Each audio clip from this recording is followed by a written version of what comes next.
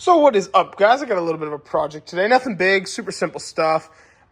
So essentially, I've been driving around on the wire wheels. I know one is starting to show some wear, so I've been carrying around a jack with me from the red OBS Chevy that you may or may not have seen on the channel just yet. But regardless, I got to put that back in the truck, and so I'm going to start swapping over my wire wheels to these dinner plate style wheels, I'll call them. They're like American Racing or American Racing knockoffs. I'm not too sure. I'm going to start with the back and just change the back for now. So that's going to be interesting. I got to take off the wire wheels. I got to take off the wheel adapter and put these on the back. And then we got to go see one of our pals, about getting these tires mounted on those, because I took the tires off those and put them on the purple truck. Whole mess.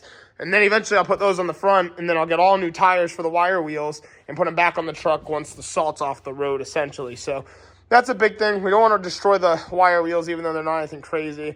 And, it's wintertime anyway, and we are running low on tread on these guys. Let's crack the spinners with the tool we have, and then I'll get the truck lifted in the air and take those wheels off. If you're an OG, you have the lead hammer and you're knocking these things off. They also make a tool so you don't have to do that. When I bought these wheels up, my friend, he had it, and actually it's been an amazing tool so far. I lost the little rubber hose thing that was here though, so I'm going to wrap it with electrical tape just like the other two are. And that'll kind of protect my spinners from getting all scratched up. But I'm going to tape that up now. This is all stuff I took out of that Chevy that needs to go back in there. I have that little, I need this post, this is mine.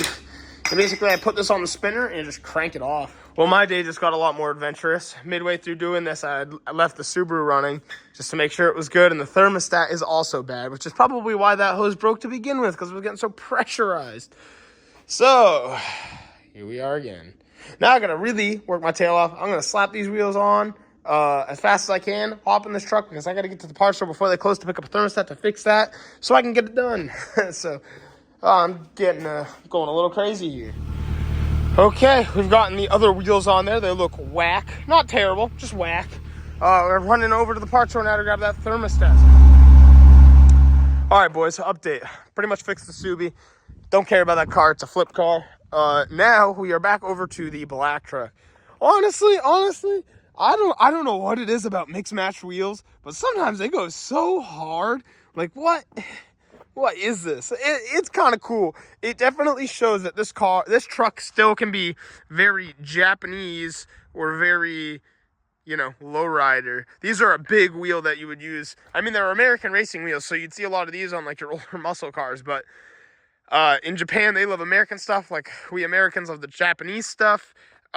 So in Japan, it wouldn't be, too far-fetched to see some sort of American styling on your Japanese vehicle, and that's why that makes it so Japanese. Kind of a weird way to think of it. But my biggest goal right now is to try to get these on the truck so it doesn't look so mix-matched anymore. As cool as it is, the truck will still look great though, because it's literally slammed for the winter. It just won't be on the wires because why destroy them? But it is a new day, and I think I wouldn't say I made a mistake here. I think one of the big things that I like about this truck is I want to keep it as 90s as possible. But right now, when I drive this thing at night, I cannot see at all. All the reflective tape inside the headlights is all gone. I actually popped the hood so you guys can see. Kind of just a fun vlog style video. Look at that little Arizona kid making a mess in here. Gotta clean this truck today anyway. And I had to back my little hard body down there. I was in there when it was a 4x4, so now it's a two-wheel drive. It's just even cooler to see. Oh yeah, this one doesn't have the struts. That is the biggest L. If you get a hard body, you need the struts. They are so helpful. Alrighty, so in here you can kind of see like it's all cracked and faded. Well, there's like a mirror behind the light. You can see it really well in here. And that's what makes them look so clean. This one is all dissolved and missing. So when my light turns on, instead of reflecting way out, it literally is just like a lamp, and it's just on right there. So I can see like, somewhere to like right here, and it's not enough light. So we are going to switch back over to the LEDs. That just needs to happen. And it won't look as cool, but it'll be cool enough.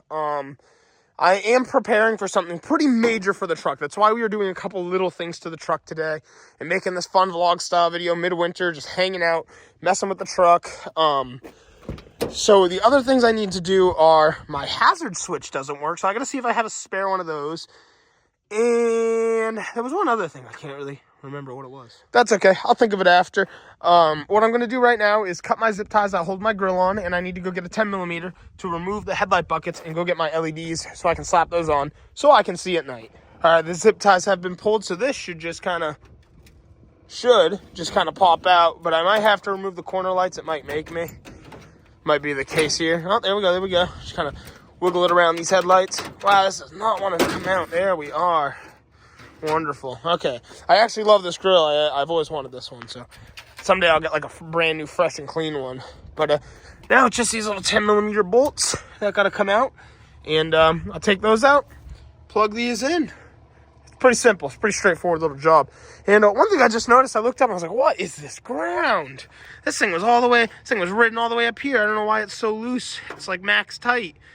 I just had this like almost same issue on the Subaru over there. But they always make the negative cable come around as like one piece. So it doesn't make it easy to change. Like the positive one can usually be unbolted and changed, but I guess it's the same thing on this. It's all one wire, so I don't know, I'll loosen that up, push it down more, and see if it'll grab a little better. Well, I don't think they look nearly as good as the halogens, but it will be so much nicer to have headlights again. I'll flip them on real quick for you guys to see. It's a simple little like, here, I'll show you. It's hard to see at night, but you can see the white versus the yellow. So much better. And right over here, literally these unplug simply with these 3 plugs. Now I just got to unbolt this one, swap that one in place. It's so simple. And as far as the ground goes, I just relocated it down because the ground's kind of coned, so it's thicker at the bottom. Now this is not going anywhere. Boys, it's always something. This hose clamp is bad. Literally, that's it. Just a bad hose clamp. Why can nothing go just simple? Oh, this is ridiculous. So while the Subaru is idling, the lower hose for the radiator, the little clamp, I guess, isn't tight enough, or it's broken or something, because it is not tight. I tightened it last night, but I guess it wasn't tight enough. So I'm going to replace that. But man, I just need to idle for like a half hour, have no problems, and then I'll be a happy guy. But I think I might be able to swap it around, but I kept seeing steam, and I figured it was just coming off because of the exhaust.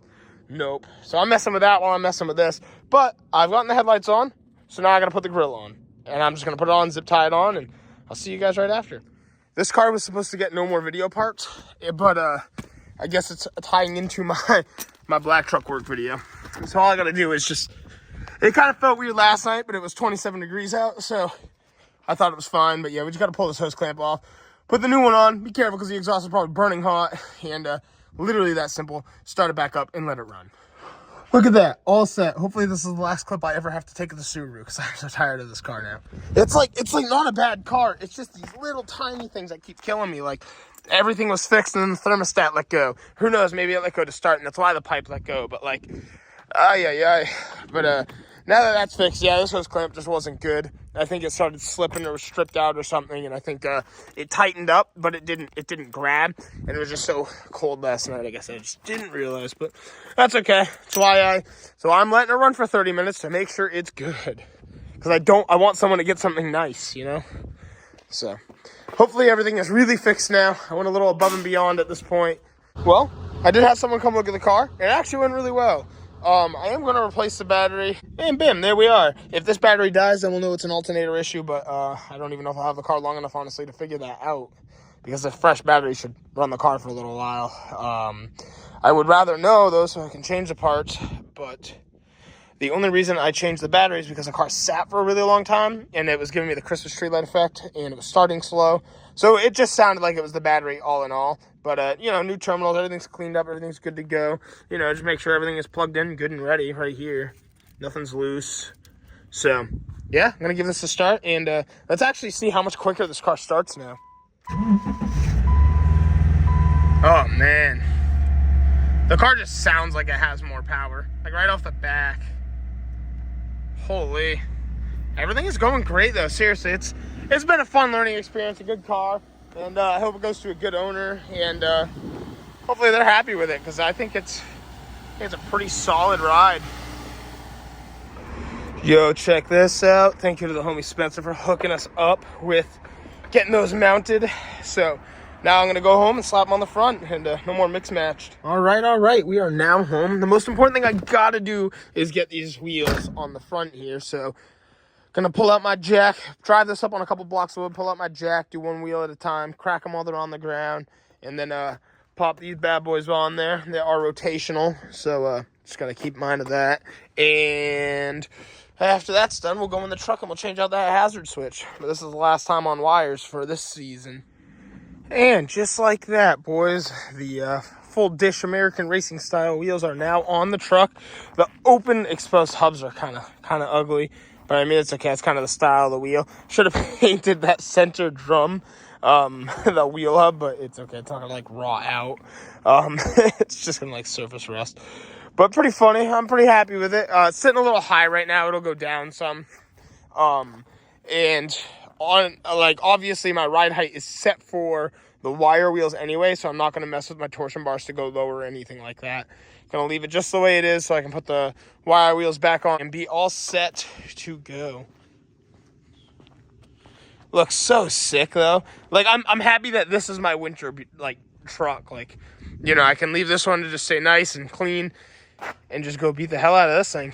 So we are now moving over to our last project of the day. Should be a very easy one, hopefully. Our hazard button just doesn't work. So keys turned and I get nothing.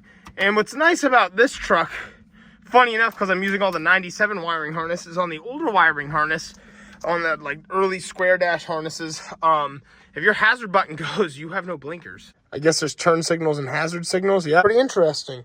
That probably just blew. Well, now you get to come along for the full adventure. We got 1, 2, 3, 4, 5.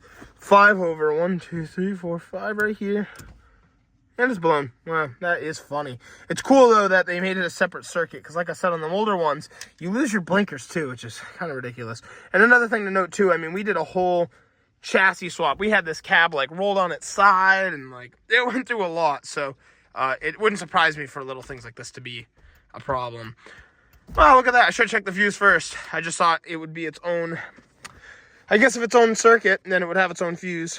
Kind of answers that question on its own. But that is nice that it was something simple like that. That means I still have that spare switch for something good in the future. Throw this away and put all of our stuff back in here. Get our screws back in place. Not bad. Easy enough day, boys. And just like that, everything is back together. So I think that we've had a fun little adventurous day. Did a couple small things to the truck. Messed with the Subaru, of course.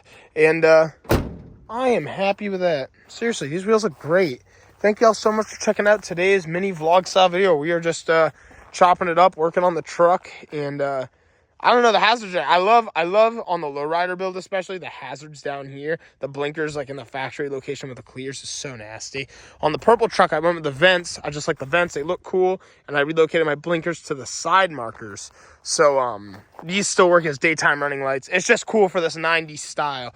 But we will be back with some cool halogen lights. Hopefully that car is not in my driveway in some upcoming videos because I'm tired of seeing it. And I appreciate y'all for checking out today's video. Don't forget to like and subscribe. Peace out.